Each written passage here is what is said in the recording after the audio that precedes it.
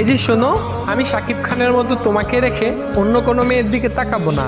আবার বাপ্পারাজের মতো তোমাকে কখনোই আমার জীবন থেকে হারাতে দিব না। আমি সালমান শাহের মতো সহজেই তোমার মনে জায়গা করে নিতে চাই। তুমি আমাকে আরফিন শুভর মতো বিশ্বাস করতে পারো। আমি জুবানের মতো তোমাকে কখনো মন খারাপ হতে দিব না। মোশাররফ করিমের মতো সবসময় তোমাকে হাসি খুশি রাখবো। তোমার মিশা সওদাগরের মতো অনেক বেশি রাগ হলে তুমি কাজী মারুফের মতো আমায় গালি দিও। আবার রুবেলের ক্যারাটির মতো চাইলে আমাকে মায়েরও দিও। রিয়াজের মতো তুমি সবকিছু এলোমেলো করে দিও।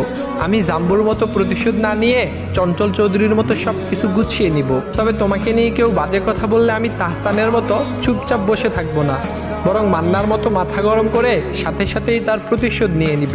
আমি হয়তো মুশফিকুর ফারহানের মতো গুছিয়ে কথা বলতে পারি না, তবে আমি অপূর্বর মতো গুছিয়ে তোমাকে ভালোবাসবো।